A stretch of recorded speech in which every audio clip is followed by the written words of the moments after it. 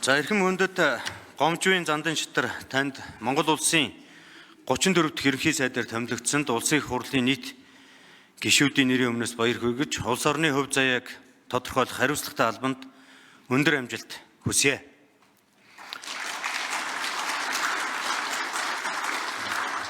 Ерөнхий сайд оюун эрдэнийн тэргүүлсэн засгийн газар эдийн засгийг сэргээх бодлогыг амжилттай хэрэгжүүлж чадсныг 2020 онд хасах 4.6% уналттай байсан эдийн засаг 2024 онд 4.9% хүрч өссөн. Нэг хүнд ногдох дотоодын нийт бүтээгдэхүүн 6,898 ам долларт хүрч Монгол улс Дэлхийн банкны орлогын ангиллаар дунджаас дээгүүр орлоготой улсын ангиллалд шилжснээс харж болно.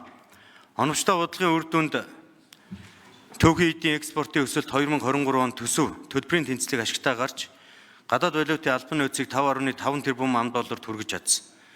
Засгийн газрын өрийг сүүлийн 5 жилийн хугацаанд 75.5%-аас 41.8% руу бууруулж, улсын зээлжих зэрэглэлийг 10 жилийн дараа анх удаа нэг шатаар дээшлүүлж, бие нэмэх доктортой түвшинд хүргэж сайжруулсан.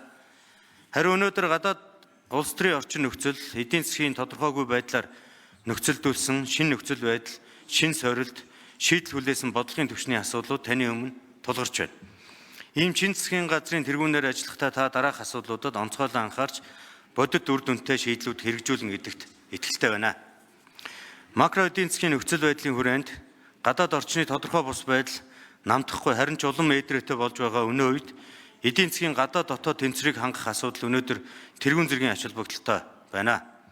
2025 оны эхний 4 сарын байдлаар төвхийн эдийн үнийн уналтаас нүүрсний экспортын орлого өмнөх оны мөн үеэс 1.2 тэрбум ам доллараар буурсан нь төсөвт дарамт учруулаад зогсохгүй урсгал дансны алдагдлыг тэлэхээр дүр зураг харагдаж байна. Төлбөрийн тэнцэл 5 сарын урьдчилсан тооцоогоор 400 гаруй сая ам долларын алдагдaltaй, урсгал тэнцэл 1.2 тэрбум долларын алдагдaltaй гарсан нь өмнөх оны мөн үеэс 36%-аар нэмэгдсэн үзүүлэлт юм а. Төсвийн тэнцвэржүүлсэн орлого өмнөх онтой харьцуулахад эхний 4 сард 14.4% буюу 1.4 их 80 төгрөгөөр буурсан. Төсвийн тэнцэл 58 орчим тэрбум төгрөгийн алдагдaltaй гарсан. Өнгөрсөн оны мөн үед төсвийн тэнцэл 2.1 их 80 төгрөгийн ашигтай гарч байсан. Ийм засгийн газрын зүгээс улсын төсвийн хөрөнгө оруулалтын ирэмб, дистаралыг эргэж харах, мега төслүүдийг эдийн засагт дарамт болохгүйгээр хэрэгжүүлэх гарц гаргалгаа гаргаж, гадаад дотоод эдийн засгийн орчин нөхцөл байдлыг байдалд нийцсэн төсвийн бодлогыг тодорхойлж улсын их хурлд хэлэлцүүлэх шаардлагатай. Үнийн өсөлт зээлийн хүүг эрүүл зохистой түвшинд хүрэх хүрээнд иргэд аж ахуйн нэгжүүдэд ажлын байраар хангаж, орлоготой байлгах бодлогыг засгийн газар тууштай баримтлах ёстой. Иргэд аж ахуйн нэгжүүдийнхээ бодит орлогыг бууруулахгүй байхын тулд амьдралын чанарт хамгийн ихээр нөлөөлж байгаа үнийн өсөлтийг хязгаарлаж, нам дор түвшин докторжуулах шаардлага зүйн ёсоор тавигдаж байна. Инфляц энэ оны эхний 4 сарын байдлаар 8.6%-тай гарсан. Ажлын байр бий болгож нэмэгдүүлж байгаа жижиг дунд үйлдвэрлэлүүдийг бодлогоор дэмжих, ажлыг доктортой хэрэгжүүлэх нь үр дүнд хүрнэ гэж үзэж байна. Хүнд хэцүү цагт хямд их усүрээр жижиг дунд үйлдвэрлэлүүдэд дэмжиж байж ажлын байраа хадгалж, иргэд аж ахуйн нэгжүүд нь хохирол багтаа гарсан түүх олон байдаг. Монгол улсын хувьд ерөнхийлөгчийн санаачилсан цагаан алт, хүнсний хувьсгал, засгийн газраас хэрэгжүүлж байгаа шинэ хоршоо зэрэг ажлын байрыг хадгалахын сацуу шинээр ажлын байр бий болгож нэмэгдүүлж байгаа хөтөлбөрүүд юм а. Ард иргэд аж ахуйн нэгжүүдийн хувьд зээлийн хүүгийн дарамт бодит ачаа болсоор байгаа. Зээлийн хүүг бууруулах чиглэлд орвитой бодлого хэрэгжүүлж, иргэд аж ахуйн нэгжүүдийн санхүүгийн дарамтыг бууруулж, зээлийн хүүг эрүүл зохистой түвшинд авчрах нь эдийн засгийн идэвхжлийг сэргээхэд тусдын болоход чухал нөлөө үзүүлнэ.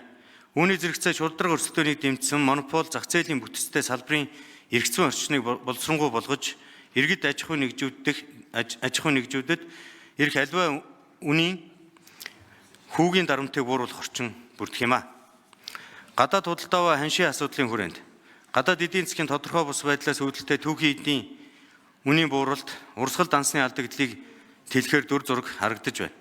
Урсгал данс төлбөрийн тэнцлийн алдагдлыг шат дараатай бууруулж, төгрөгийн ханшийг докторжуулах нь тулгамдсан асуудал болж байна.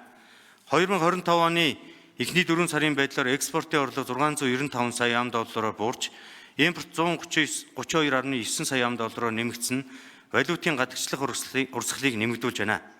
Иймд гадаад худалдааны бодлогыг засгийн газрын түвшинд онцгой анхаарч, экспортын бүтцийг төрөлжүүлэх, валютын нөөцийг нэмэгдүүлэх чиглэлд бодлого арга хэмжээ авч хэрэгжүүлэх шаардлагатай байна. Төрийн албаны реформын хүрээнд Монгол улсын төрийн албыг цомхон бүтээмж өндөртэй болгох шаардлага улам бүр тодорхой болж байна. Төсвийн урсгал зардлыг бууруулах, төрийн бүтцийг цомхон чадварлаг болгож байж үр дүнд хүрнэ гэж үзэж байна. Монгол улсад өнөөдрийн байдлаар 120 гаруй төрийн өмчт, 270 орчим орон нутгийн өмчт болон өмчийн оролцоотой компаниуд 58,000 гаруй ажилтнаар үйл ажиллагаа явуулж байна.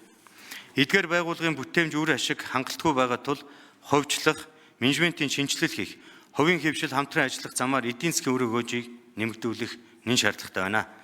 Татварын реформын хүрээнд Монгол улсад 108,000 гаруй аж ахуйн нэгж үйл ажиллагаа явуулж байгаа бөгөөд тэдний зүгээс татварын дарамттай холбоотой санал хүсэлтүүд ихээр ирж байна. Эрүүл өрсөлдөөнтэй эдийн засгийн орчныг бий болгохын тулд иргэд аж ахуйн нэгжүүдэд ээлтэй татварын цогц реформ усагаар мэт хэрэгтэй болоод ийм засгийн газрын зүгээс татварын реформыг оновчтой хэрэгжүүлэх, прогрессив татварын тогтолцоог бий болгох, дотоодын аж ахуйн нэгжүүдийг дарамтгүй таатай нөхцөлд ажиллах боломжийг нэмэгдүүлэх нь эдийн засгийн идэвхжлийг дэмжих чухал алхам болно. Дотоодын аж ахуйн нэгжүүдийн хийж гүйцэтгэх боломжтой ажлуудыг гадаадын компаниудад шилжүүлдэг алдаатай жишгийг зогсоох цаг нь болсон. Үндэсний үйлдвэрлэгчтэй бодитоор дэмжих, тэдэнд өрсөлдөх, хөгжих орон зайг бий болгох нь эдийн засгийн доктортой өсөлтийн үндэс суурь юм а. Өнгөрсөн хугацаанд гарсан алдаа завхарлыг давтахгүй байхын тулд дотоодын бизнесийн орчныг илүү таатай, шударга болгоход онцгой анхаарах шаардлагатай. Үүний тулд хуулиас давсан журмуудыг зэгцэлж, хууль журмын харьцааг зохистой түвшинд хүрэхэд улсын их хурлын зүгээс бүрэн дэмжиж ажиллах болно. Эрчим хүчний найдвартай байдлыг хангах хүрээнд Монгол улсын эрчим хүчний салбар нь үндэсний аюулгүй байдал, эдийн засгийн доктортой хөгжлийн тулгуур салбар юм а. Сүүлийн жилүүдэд эрчим хүчний чадлын дутагдал байнга үүсэж, хэрэглэгчдийн найдвартай хэрэглээнд сөргөөр нөлөөлж байна. Тухайлбал 1965 онд байгуулагдсан Дулааны 3 дугаар цахилгаан станцын хүчин чадал хуучирч, саяхан болсон осол нь шинжилэл засварын ажлыг яаралтай эхлүүлэх шаардлагатайг харуулж байна. Ирэх намар Дулааны улирлаас өмнө тус станцын шинжилгээг шуурхай хийж, хэрэглэгчдийн найдвартай хэрэглээг хангах нэн тэргүүний зорилт байх болно. Сүүлийн 3-4 жил дараалсан зудын байдалтай өвлжилт, хаваржилт хүндэр олон малчин өрхийн амжиргаанд хүнд ачаа үүрүүлж байна. Сүүлийн жилүүдэд олон сая толгой мал хоригдсон нь мал аж ахуйн салбар томоохон хохирол учруулсан. Ийм засгийн газрын зүгээс өвлжилтийн бэлтгэлийг эртнээс хангах, малчиттай хамтран зудын эрсдлээс сэргийлэх цогц бодлого боловсруулж хэрэгжүүлэх нэн шаардлагатай. Өнөөдөр улсын их хурлын гишүүдээс олон чухал асуудлыг хөндөж, ажил хэрэгц саналууд гарсан.